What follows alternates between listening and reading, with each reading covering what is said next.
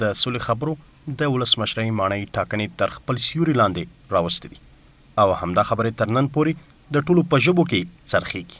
په دې برخه کې ځینې ټاکنیز ټکټونه بېلابېل نظرونه لري.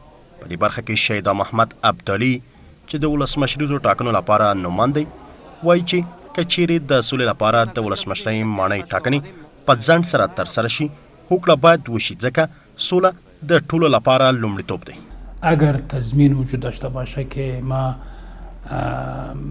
به اساس تأخیر انتخابات ریاست جمهوری صلح در مملکت می داشته باشیم 100% ما طرفدار صلح هستم.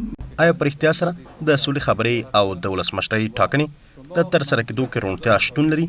هغه خبر دی چې د رحمت الله نبیل ټکټ یې اندېښمن کړی دی. تا زمانی که پهلوهای منفی و پهلوهای نامرئی روند انتخابات و گفتگوهای صلح برای مردم افغانستان از جانب مسئولین روشن نگردد نمیتوان یک چشمانداز دقیق و روشنی را در شورای منافع ملی افغانستان از این دو روند مهم ارائه کرد. د ولسمشرۍ ماڼۍ ټاکنې خو په ښکاره د ټاکنو د خپلواک کمیسیون لپاره سره کرښه بلل کیږي او دا کمیسیون وایي چې د ولسمشرۍ ماڼۍ ټاکنې او د ولایتي شورا ټاکنې د ولسوالیو شوراګانو ټاکنې او همدارنګه د غزني ولایت د ولسي جرګې ټاکنې به د چنګاښت په 29 نیټه سره ترسره شي. کمیسیون مستقل انتخابات متحد است که انتخابات ریاست جمهوری شورای ولایتی و شورای ولسوالی را به وقت و زمان خود برگزار کنه و فعلا پلان عملیاتی هم در حالت جریان قرار دارد. لدی ټولو سره اوس ولیدل شي چې آیا د ولسمشرۍ ماڼۍ ټاکنې به د چنګاښت په 29 سره